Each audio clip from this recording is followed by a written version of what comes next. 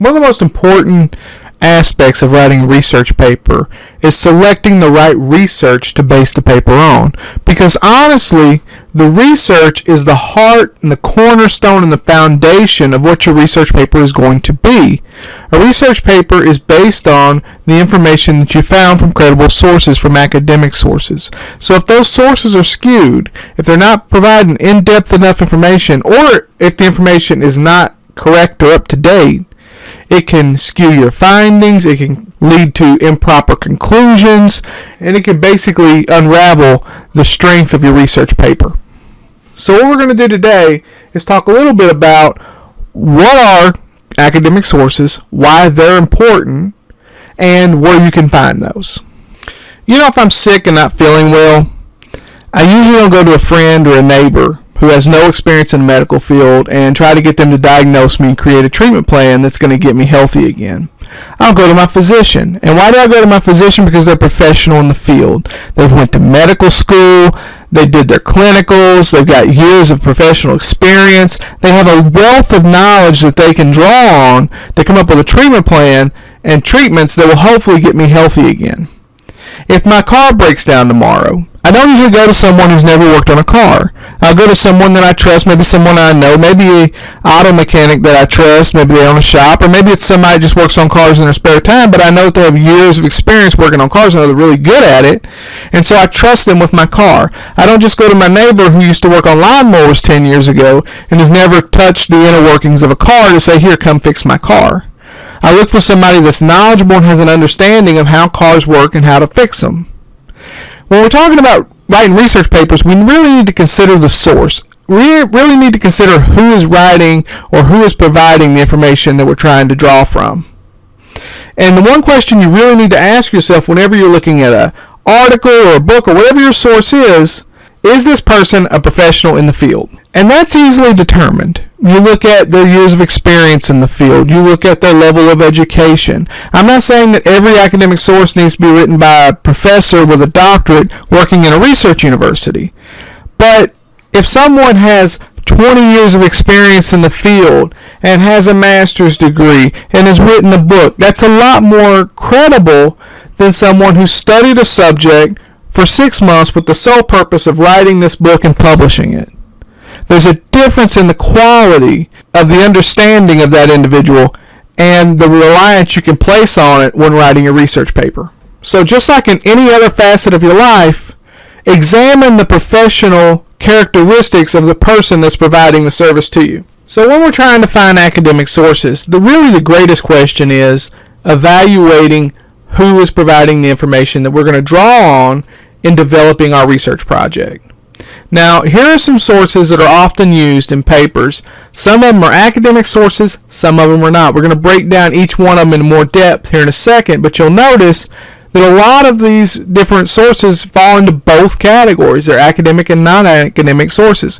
Really, the dependent factor is examining who's providing that information. So let's take a deeper dive look into these resources and see which are acceptable as academic resources on a research paper and which are not, and why. I want to start this section with the statement that the idea of fake news has absolutely nothing to do with the news sources not being considered academic sources. Instead, it's all about news sites doing their job. Their job is to inform the public, let us know what's going on, sometimes in the moment, sometimes before we have all the facts and all the information. And so they're reporting the news as it happens, as they should be. But that doesn't give us a deep enough understanding of what's going on or the subject matter.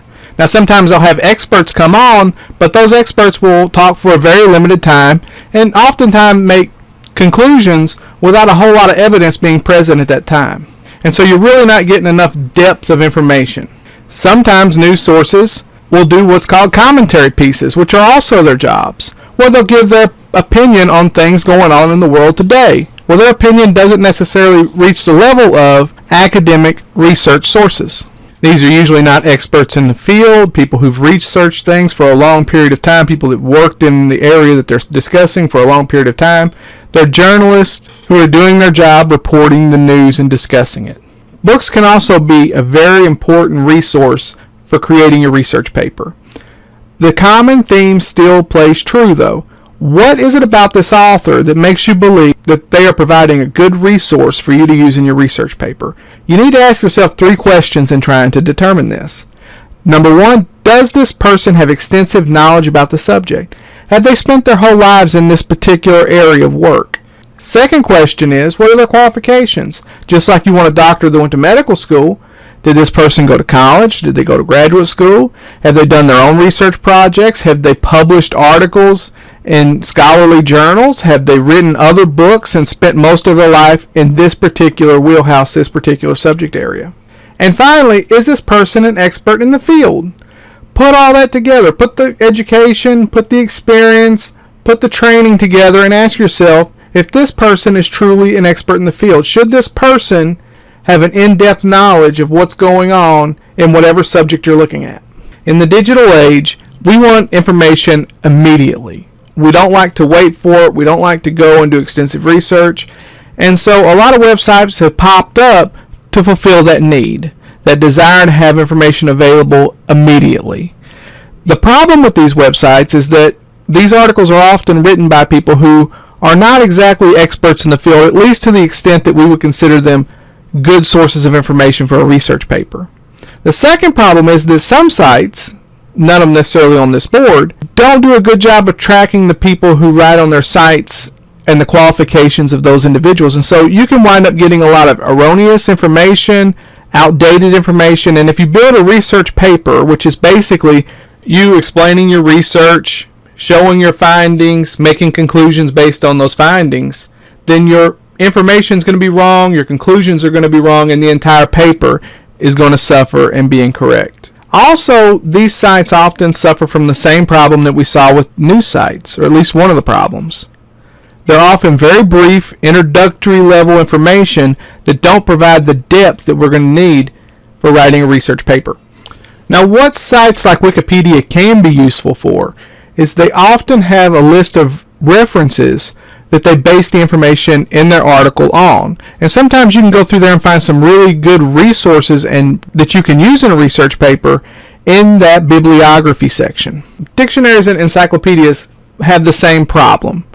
They provide very brief explanations of terms or subjects without going into the necessary depth to base a research paper on. It's not that the information that you're getting is incorrect or inaccurate, it's just that it's not deep enough. It doesn't provide enough information for you to really draw deep conclusions from. And that's how come in grammar school sometimes they'll teach you to use encyclopedias to research certain subjects because they're really interested in you getting the brief understanding.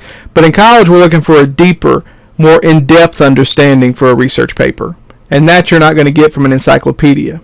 Dictionaries basically tell you the definition of a term and give you maybe some synonyms and things like that. But there's no in-depth discussion there as well. Now, dictionaries are okay if you're trying to define a certain term, but they cannot be the basis of a research paper because they just don't give you the depth of the information that you're going to require to write a good research paper. Organizational research can be tricky. This is research that is conducted by organizations such as nonprofit organizations, businesses, and the like. You really have to look carefully at the methodology of the research. Was it done according to proper research protocols? And 2, you have to look for any opportunity for there to be bias in the research. If this organization is going to benefit in some way by research saying one thing or another, that doesn't mean that they were unethical in creating this research, but what it does mean is that that's something you need to think about when you're going to use that research, because they could have some unconscious bias, they could have some explicit bias. You don't know, and so you really have to be careful. Peer review articles are some of the most trustworthy articles you can use in conducting your research. What these basically are articles written by professionals in the field. They do research, they write up their findings and their conclusions, and they go to publish it in some type of academic place. Well, before it's published, it's sent to other professionals in the field to check the methodology, to check their techniques and their conclusions, and then after it's been checked by several professionals in the field, it's ready to be published. And so you've got something that's went through a lot of checks and balances to make sure that the information that you're getting is quality. In most industries, there are professional organizations that provide information and that allow experts in the field to come together, to share knowledge, to provide training to experts in the field, to present their research findings, and the like. These organizations often have publications that can be valuable tools in your research. Organizations in the field of criminal justice and criminology include the American Correctional Association and the American Society of Criminology, among many others. A great resource when writing your research paper can be governmental research sites. The government conducts a lot of research to find out what's working, what's going on in the field, what we need to do to make things better. And so there's a wealth of information that you can draw from. And some of this research is conducted by some of the highest level professionals in the field. Organizations that provide such research can include the FBI with their Uniform Crime Report, the Substance Abuse and Mental Health Administration, the Bureau of Justice Statistics, and many others that provide quality information based on what they're finding out from police departments, correctional departments, and other criminal justice organizations throughout the country. So where can I get my hands on this valuable research that I can use in writing my paper? Well, here are a couple different places you can go and look for academic sources. I'm going to cover two here, our HCTC libraries, as well as Google Scholar. These are both great places to start your research. One place you can go to when you're looking for quality scholarly articles for your research paper is Google Scholar. The address is scholar.google.com. When you type that in, it'll take you to this web page. Here you can look for scholarly articles about any subject that you're looking for. Let's say I'm looking for crime statistics. It'll bring up a bunch of research articles and research information about that. Now, some of it is really old and we want more up-to-date statistics. I don't need stuff from like 1974. And so I can go over here and do a custom range, and I can say, well, I don't want to go any earlier than 2015. And then what it'll do is it'll go ahead and sort that, and it won't give me any information prior to 2015. This is a really good resource. You can find a lot of information on here, but remember that not everything on here you're going to have complete access to. Many of the links are going to take you to a site where it's going to tell you a little bit about the article, but then not give you full access to the article without paying for it. And so you really are not going to have access to all these articles, but you will find a lot of quality information on here for free if you look around.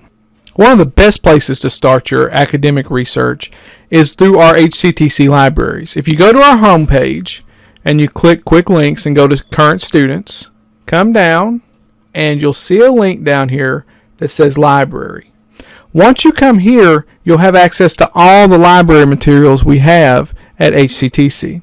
That includes databases of scholarly articles, which are going to be great resources for you to use in your paper. If you find something in there, you can pretty much guarantee that it's going to be a quality research article that you can base your research on. So the way you find that is you come down to Libraries, Catalogs, and Databases, and you're going to look through these different databases for the subject that you're searching for. So let's say I'm going to go through EBSCO I click on that, it takes me here. You'll have access to this by logging in with your student credentials. And then I come down and I find the research article database that I'm really interested in. Okay, for this particular subject, let's say I want to look at Psychology and Behavioral Sciences collection. So I click on that, and then I have the fields that I can type in what exactly it is that I'm looking for. In this particular case, let's say I'm looking for serial killers. Type that in, push enter or search, and it's going to bring up all the articles it has about serial killers. And then it's going to give me also access to these full PDFs that are going to be the entire article. So that's really good information that I can use in my research paper. This is really the best place to go if you're interested in getting quality articles for your research. Well, I hope you've enjoyed this video. If you have any questions or want any more information, please feel free to contact me. My contact information is on the syllabus. It's also at our HCTC website. Have a great week.